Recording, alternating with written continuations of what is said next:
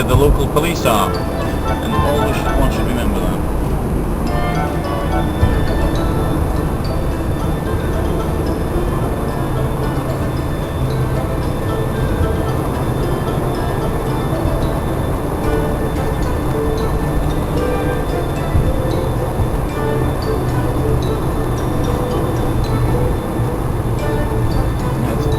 Pod Mariashkiem. I came here on the way up on Friday. Today is Wednesday, 5 days ago, and we ate there, and the food was utterly brilliant. And although I'm not hungry now, I've been invited to eat, and I did have breakfast.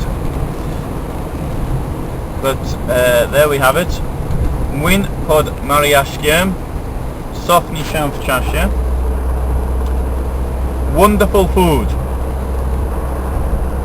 There we have it, the mill. Definitely worth a visit. If one is here.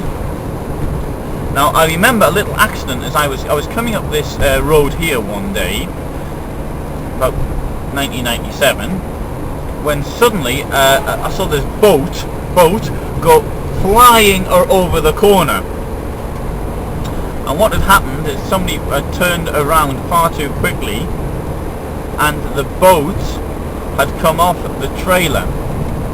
So it looked a bit like the scene in Live and Let Die, where the boat suddenly flies across the road, and that happened to me.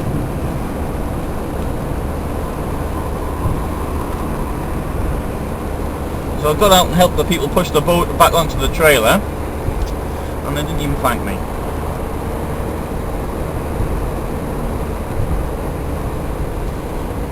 Or maybe they thought I wanted some money, so that might have been the reason they didn't thank me.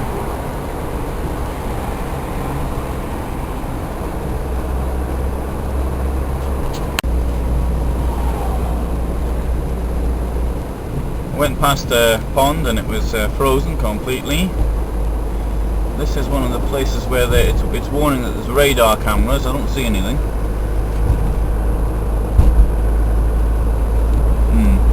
Nothing. Okay. Well, I suppose putting the warning up is fair enough. It did bother the car in front, now behind me, because it went the same speed as I did.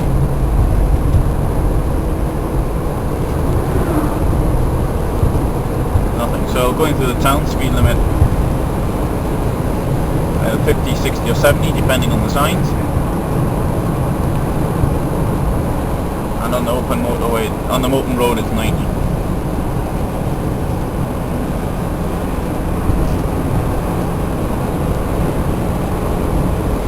Sometimes so that these towns also the speed limit can be 40.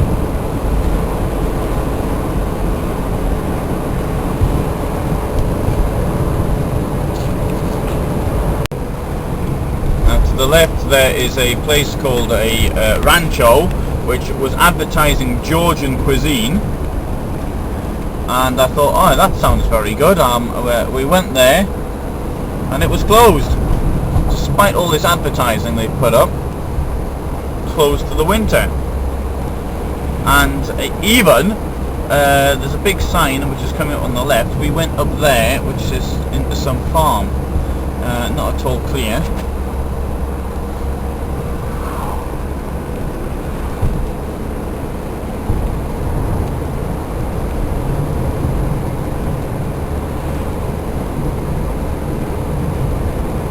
Having said that, if we'd eaten there, we'd never have discovered this other wonderful place, Mwyn Pod Mariashkiem, so I'm glad it was closed.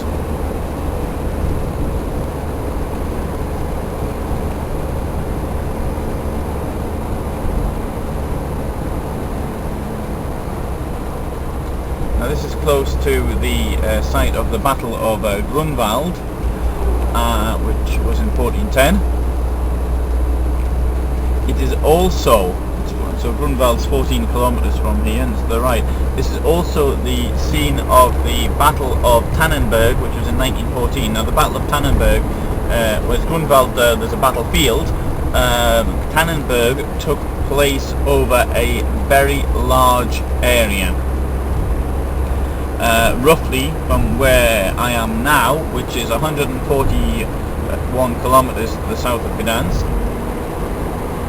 It took place between here and Mława, which was then the first town in Russia. So it took place over an area somewhere in the region of probably lengthwise about 20-25 kilometers, but a depth of around 50 kilometers, which it was an outstanding Russian defeat. Although the German army was much smaller, it was able to defeat the Russian attack here, which was based largely towards the area of Gdansk, and then they switched the troops to the east to beat the Russians in the Battle of the Masurian Lakes, which would have been roughly 100 kilometers to the east of here, just a bit less than that in fact. There was no coordination between the two Russian forces, despite the fact that then, for example, balloons existed. They could have done aerial reconnaissance, using planes. They didn't, and in the end they were defeated. And the defeat also meant that a huge amount of material was left here, and after that the Russian army was very short of weapons. And also because of the success of its mobilization, it had far too many people under arms than it really needed, but it didn't have enough people to bring in the harvest, which was due just after the people were mobilized. The effect of this was starvation, not in the first year but later, because there were the effect, there was just a knock-on effect.